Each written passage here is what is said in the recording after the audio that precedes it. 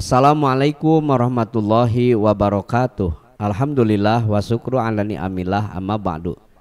Pendengar dan pemirsa dimanapun Anda berada, bahagia sekali pagi hari ini kita jumpa kembali di Mutiara Pagi RRI Bandung. Alhamdulillah pagi hari ini saya ditemani Bapak Al-Ustadz Dr. Andes Haji Nurdin yang akan menyampaikan seperti apa persiapan menghadapi bulan suci Ramadan. Anda bisa menyimak kami pendengar di FM 97,6 MHz untuk Bandung dan sekitarnya. Dan Anda pun bisa melihat kami langsung di channel YouTube RRI Bandung Live Mutiara Pagi. Baik pendengar, kita sama-sama menyimak seperti apa persiapan menghadapi bulan suci Ramadan bersama Al-Ustadz Dr. Andes Haji Nurdin. Silakan Pak Haji. Terima kasih. Assalamualaikum warahmatullahi wabarakatuh. Alhamdulillahirrahmanirrahim. Ar-Rahmanirrahim. Allamal Quran, khalaqal insan, allamahul bayan. Wassalatu wassalamu ala asrafil anbiya wal mursalin wa ala alihi washabbihi ajmain. Asyhadu an la ilaha illallah wahdahu la syarikalah wa asyhadu anna Muhammadan abduhu wa rasuluhu alladzi la nabiyya ba'da. Para pendengar RRI Bandung Pro 1 FM Pak Haji ya, Pak Haji ya, Pro 1 FM.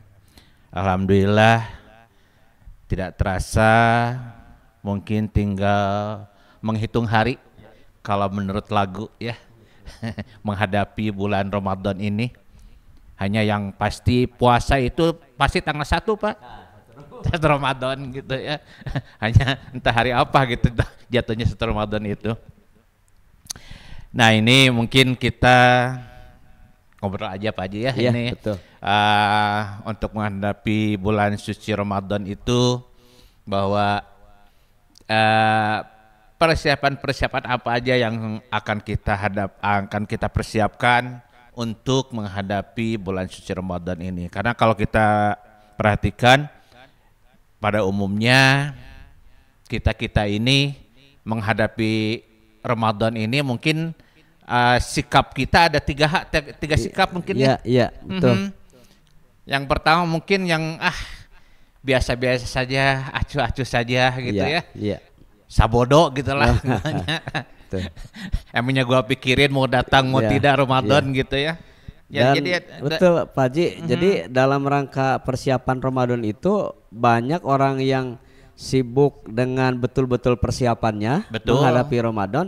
Ada juga yang memang persiapannya bagaimana memikirkan segala sesuatunya yang sudah dibikin berat. Nah itu.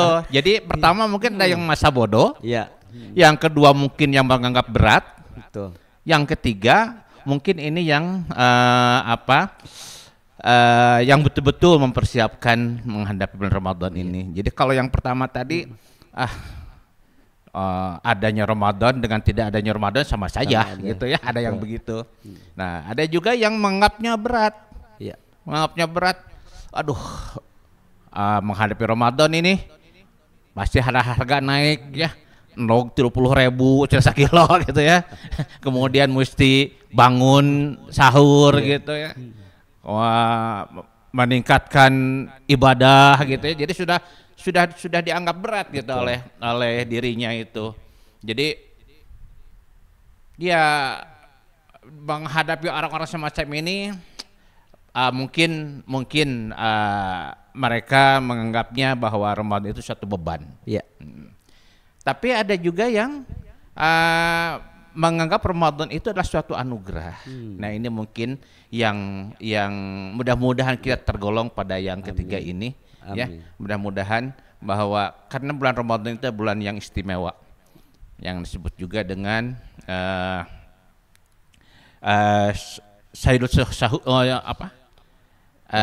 rajanya bulan, rajanya bulan. Iya, betul. Ya, gitu. Kalau di Jumat itu adalah Sayyidul Ayam, Betul. ya. Nah, tapi kalau Ramadan ini adalah Syahrul Syuhur, gitu ya. Jadi rajanya bulan, di mana di bulan Ramadan ini Allah mengobrol semua pahalanya untuk umatnya. Ya, jadi yang sifatnya biasanya ibadah yang biasa dianggap sunat di bulan Ramadan Ya. seperti wajib.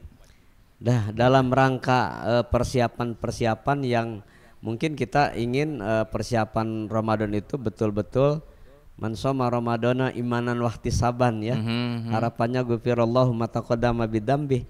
Ini menurut Pak Haji nih apa sih yang semestinya nih? Anggap saja kita positif ya.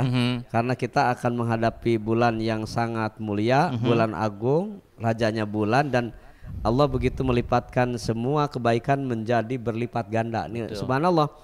Panen amal lah. Betul. Nah, menurut Pak Haji nih, langkah-langkah kita sebagai mukmin sejati, mukmin sejati kan mukmin itu ada padati, mukmin sejati, mukmin padati atau bin apa lagi? Banyak ya. Ya, anggaplah kita untuk hal-hal seperti itu sebaiknya seperti apa Pak Haji? Nah, ini kan ada suatu hadis Nabi yang Rasulullah SAW bersabda, man faroha bidukhul Ramadan haramallahu jasaduhu alan niron. Jadi barang siapa orang yang bergembira dengan datangnya bulan Ramadan, ya, maka Allah mengharamkan jasadnya dari api neraka. Insyaallah. Artinya ya mungkin ada persiapan-persiapan untuk kita untuk menghadapi bulan Ramadan ini.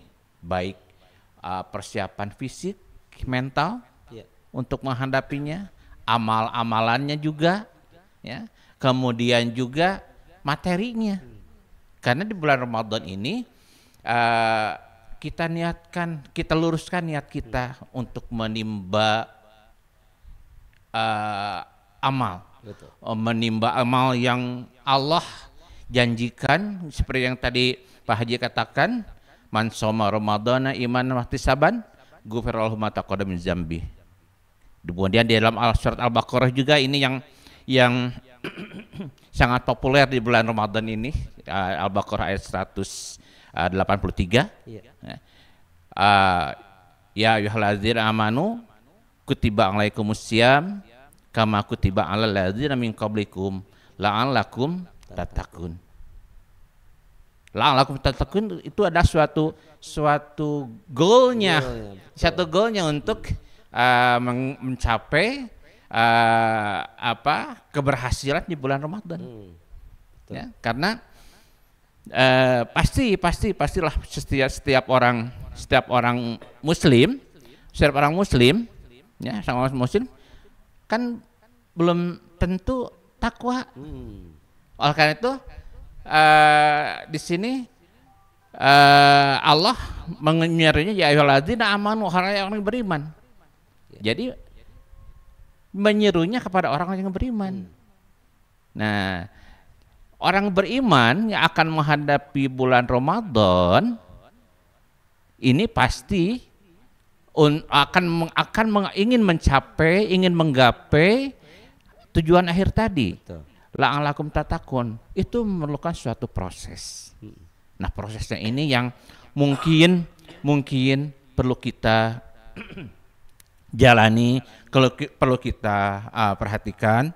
Seperti tadi saya katakan, pertama kita bulatkan niat, bulatkan tekad bahwa kita menghadapi bulan Ramadan ini, anggaplah seolah-olah ini adalah Ramadan terakhir bagi kita. Betul.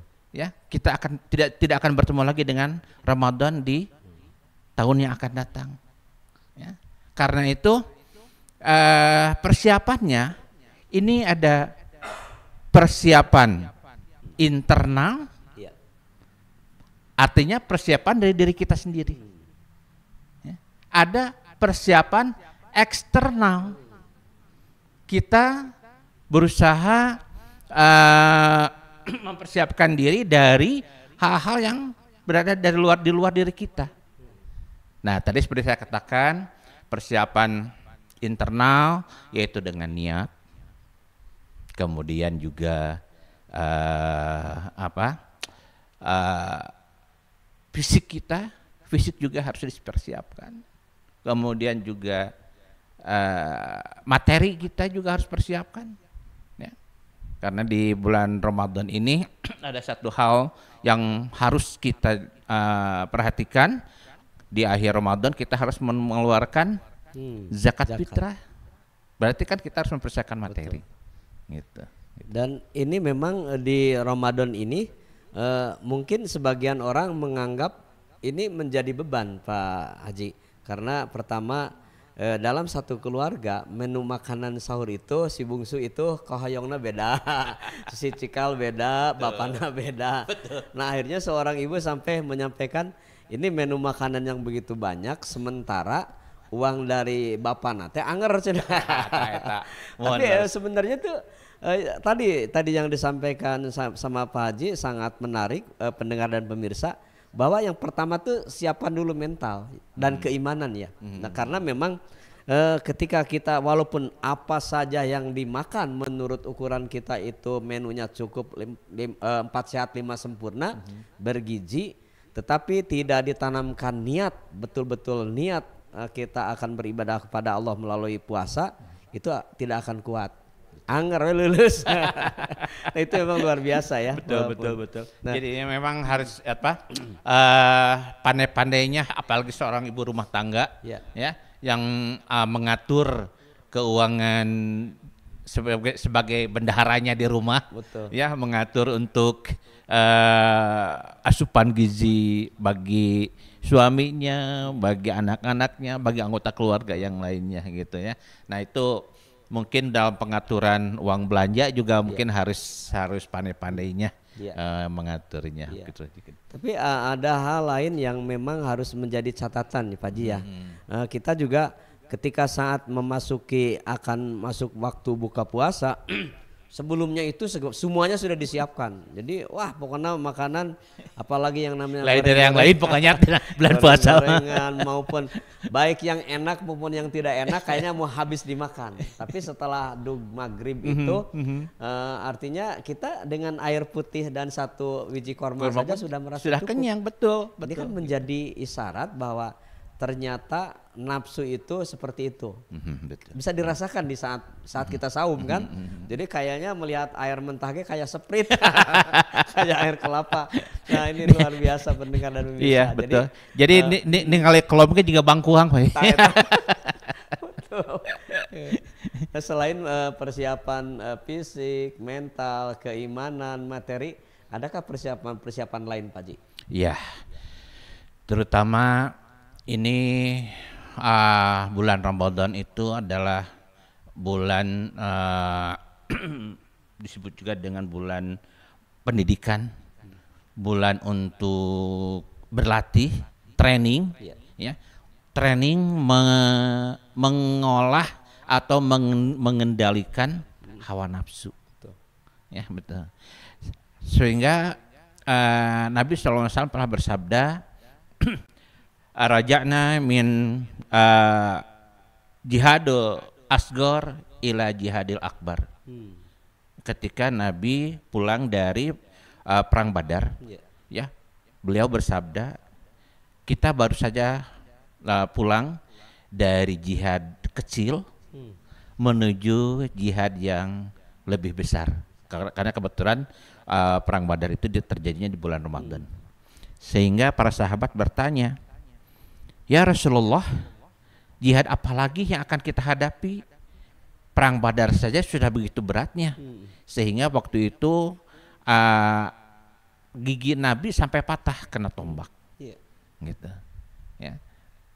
Sehingga para sahabat bertanya, ini perang Badar sudah segini beratnya, bagaimana dengan perang yang lebih besar lagi? Perang apa? Gitu. Maka Rasulullah menjawabnya, jihadun nafsi, jihad melawan hawa nafsu, itu yang paling berat katanya ya.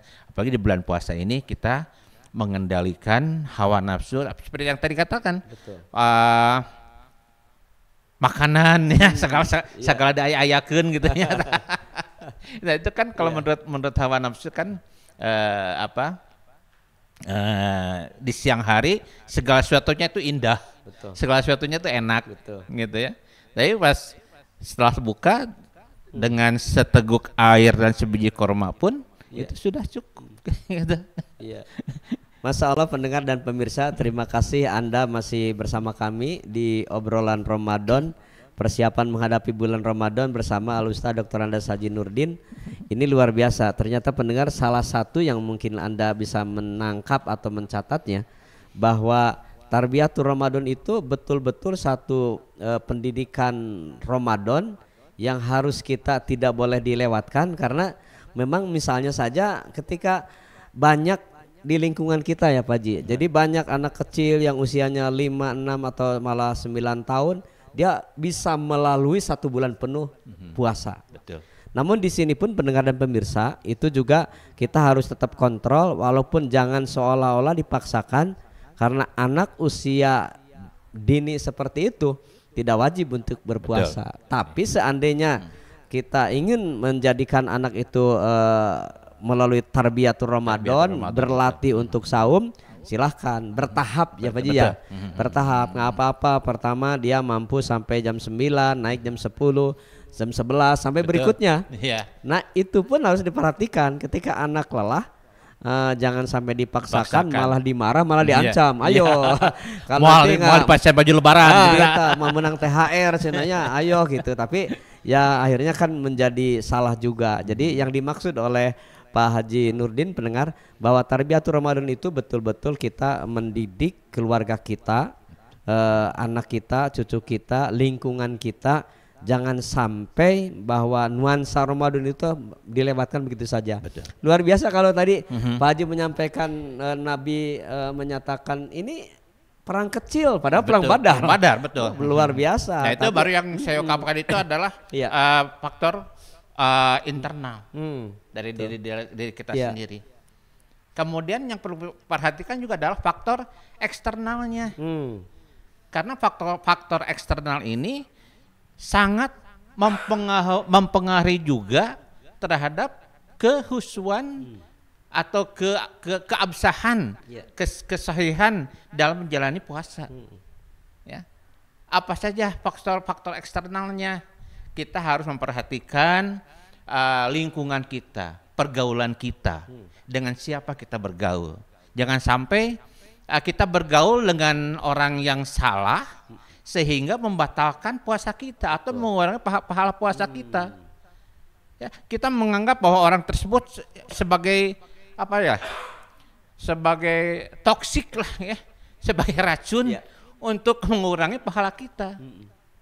Nah, apa-apa saja yang harus kita perhatikan, terutama dalam bergaul ketika kita sedang berpuasa. Yang pertama, kita menjauhi orang yang suka mengomongkan orang lain, atau dengan istilah lain gibah gitu kan ya. Siapa tahu dengan bergaul dengan mereka kita terbawa mengikuti gibah gitu. Nah itu kan akan mengurangi pahala puasa kita. Ya. Dengan orang tersebut harus hati-hati. Di depan kita mungkin dia mengomongkan orang lain, tapi di belakang kita mungkin dia juga akan mengomongkan kita pada orang lain. Nah itu harus hati-hati ya. Jadi yang pertama, orang yang suka gibah, suka mengomongkan orang lain. Ya, karena dengan mengomongkan orang lain, ketika kita sedang berpuasa, maka puasanya tidak batal, tapi pahalanya tidak ada. Kalau diibaratkan padi itu kan seperti padi yang tidak ada isinya, hapa gitu ya Pak, Pak yang gitu. Jadi yang pertama adalah orang yang suka mengomongkan orang lain. Masya Allah pendengar dan pemirsa, bahwa ternyata hati-hati dengan gibah di bulan Ramadan, hati-hati dengan dusta di bulan Ramadan, karena itu semua akan menghilangkan pahala ibadah puasa. Sebagaimana Rasul sampaikan, banyak orang yang berpuasa tetapi tidak mempunyai apa-apa, tidak mendapatkan apa-apa, tetapi dia hanya mendapatkan haus dan dahaga. Jual atas. Betul. Pak Haji, silakan, apa lagi yang harus diwaspadai? Yang kedua, kita hindari orang yang bermuka dua. Bermuka dua itu artinya suka ngomporin, atau dengan bahasa lainnya namimah itu. Ya, mengadu domba. Karena kalau ada orang yang suka mengadu domba, kemudian kita tanggapi, orang yang diadu dombanya tersebut ketika berselisih, itu dosanya akan berbalik kepada orang yang mengadu domba tersebut. Ya, makanya itu namimah ini harus dihindari karena itu membatalkan puasa. Bukan membatalkan, artinya mengurangi pahala ibadah puasa kita. Iya. Ya, atau namimah atau mengompori atau memanas-manasi gitu ya orang lain. Iya. Kemudian yang ketiganya, hindari orang yang suka mengungkit-ngungkit. Ya. Artinya mengungkit-ngungkit kebaikan dia atau mengungkit kesalahan kita. Ya. Itu baik dihindari sajalah seperti itu gitu. Kamu teh cas jasa aing. Tah gitu. Moal gitu lamun orang mah tah gitu. Ya, Masya Allah. Gitu. Tahu saya lagi sengsaranya, tapi ketika dikasih modal sama saya kan kamu jadi maju. Nah itu ya, nah itu yang mengungkit-ngungkit. Kemudian yang terakhir adalah hindari orang yang suka menjatuhkan orang lain. Masya Allah. Ya, karena itu tidak mengenakan. Ya. Pastilah tidak mengenakan. Apalagi kalau misalnya terkena pada diri kita. Betul. Ya. Karena siapa tahu orang tersebut ketika berada di belakang kita, kalau sudah tidak dengan kita lagi, dia akan menjatuhkan kita. Ya. Betul. Jadi orang yang suka menjatuhkan orang lain, ketika di depan kita, mungkin dia menjatuhkan orang yang dia omongkan. Ya.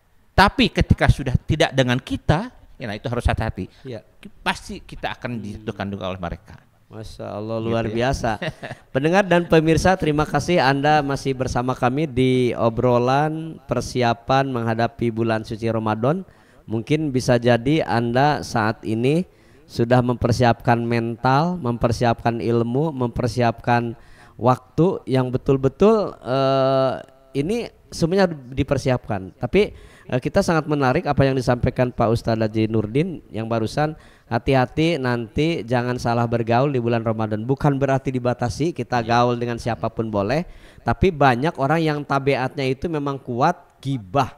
Banyak tabiat manusia itu susah dirubah karena biasa dia tuh sudah senang mengadu domba. Juga banyak orang yang merasa tidak puas ketika beramal kalau tidak diomongkan dengan orang. Apalagi marah kepada KM tidak diumumkan.